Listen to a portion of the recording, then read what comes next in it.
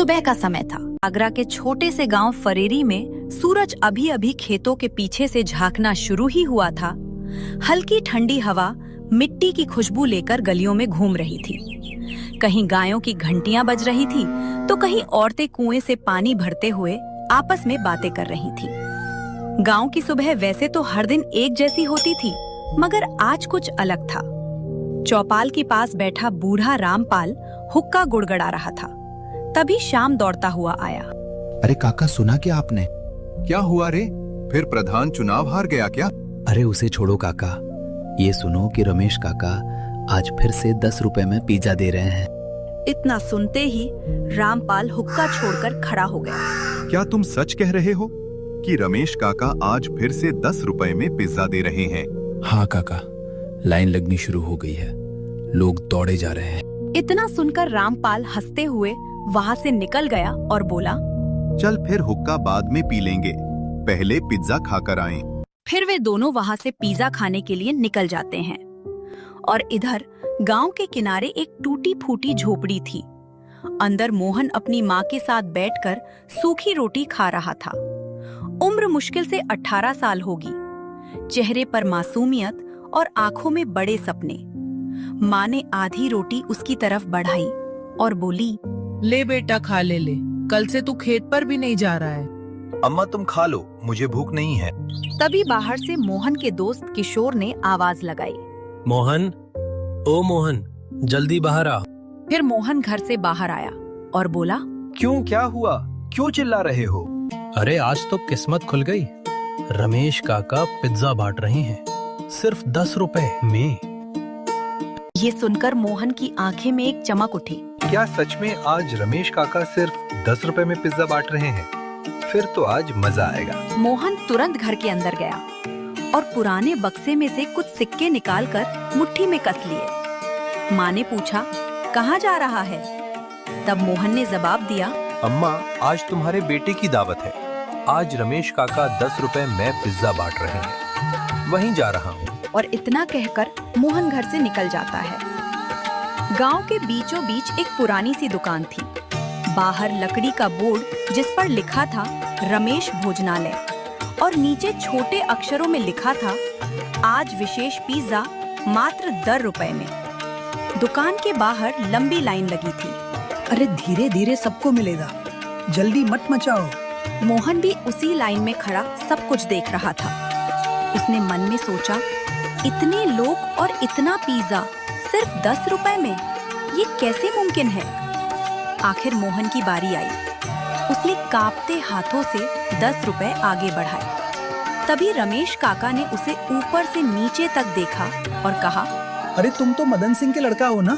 हाँ काका, मैं मदन सिंह का ही लड़का हूँ। रमेश काका के चेहरे पर हल्की सी उदासी आ गई और उन्होंने धीमी आवाज में कहा, बेटा, तुम्हारे बापू बहुत अच्छे आदमी थे। ये सुनकर मोहन चुप हो गया था। मोहन के पिता को गुजरे 3 साल हो चुकी थी। इधर रमेश काका ने एक प्लेट में पिज्जा रखा और मोहन को दे दिया। और फिर मोहन पास में पेड़ के नीचे बैठ गया और उसने पहला कौर मुंह में रखा और जैसे दुनिया रुक गई। पिज्जा का स्वाद इतना गहरा था कि मोहन की आंखें खुद ब खुद बंद हो गईं। मसाले बिल्कुल सही, नरम पिज्जा और सुगंध ऐसी कि मन खुश हो जाए। मोहन धीरे से बोला, हे भगवान, ये तो शहर वाले होटल से भी अच्छा पिज्जा है। किशोर भी मोहन के पास बैठकर पिज्जा खा रहा था और मोहन की ये बात सुनकर एकदम हंस पड़ा। अब समझा रमेश काका के यहाँ इतनी लंबी लाइन क्यों लगती है। मोहन ने बिना जवाब दिए तेजी से खाना शुरू कर दिया। दुकान के सामने खड़े कुछ लोग बातें कर रहे थे। उनमें से एक बोला, मुझे तो लगता है कि रमेश काका के पास कहीं खजाना गड़ा है। नारे, ये सब जादू है, वरना 10 रुपए में पिज्जा कौन ही देता है।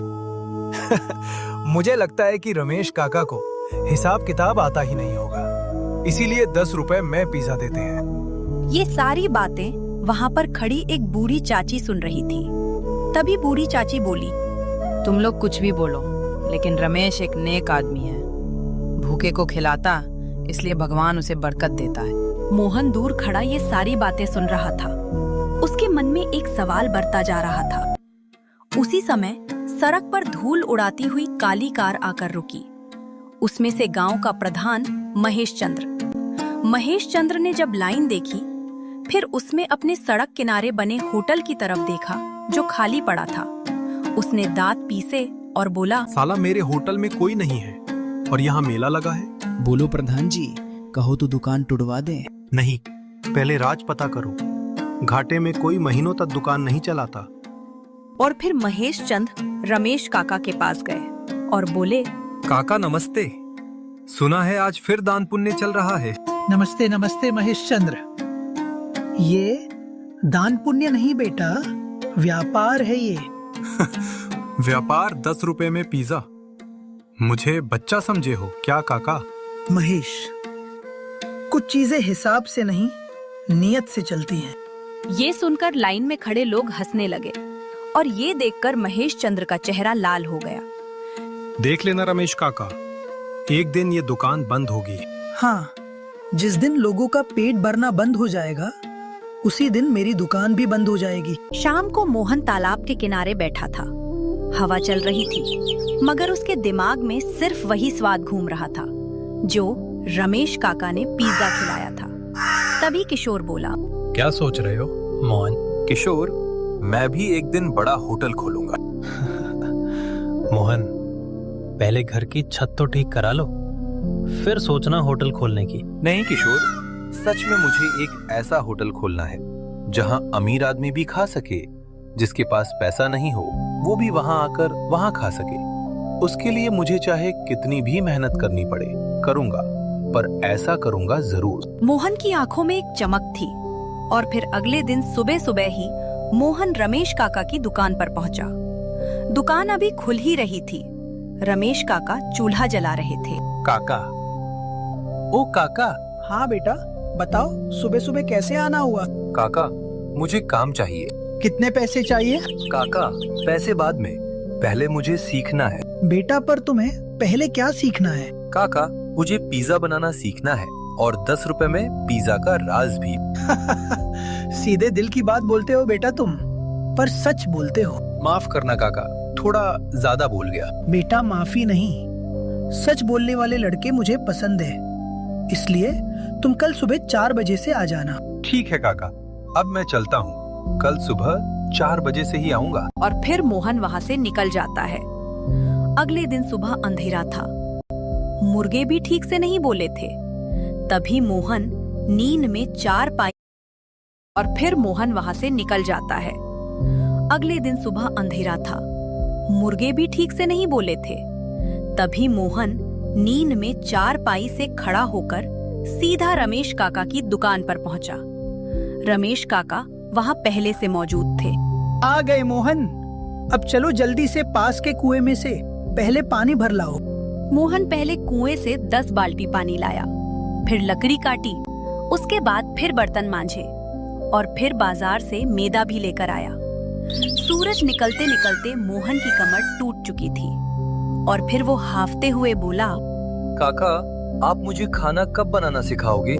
मोहन बेटा, पहले तुम्हें रसोई की इज्जत करनी सीखनी पड़ेगी, उसके बाद ही तुम खाना बनाना सीख पाओगे।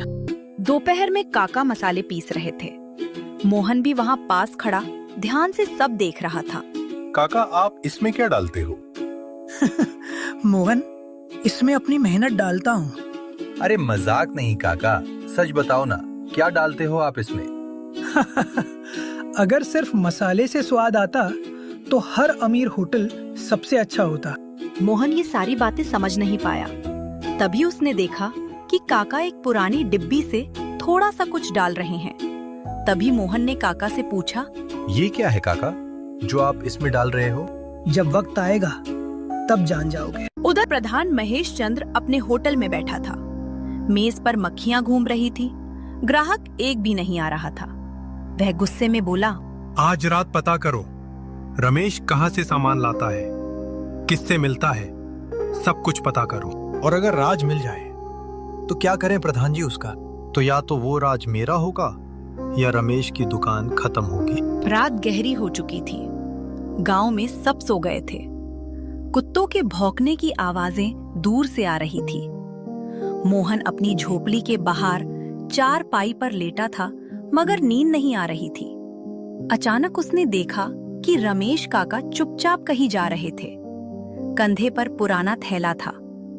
इतनी रात को मोहन चुपचाप चारपाई से उठकर और दूरी बनाकर काका के पीछे पीछे चलने लगा। रमेश काका गांव से बाहर खेतों के रास्ते से पुराने जंगल की तरफ बढ़ रहे थे। हवा तेज थी। मोहन का दिल जोर जोर से धड़क रहा था।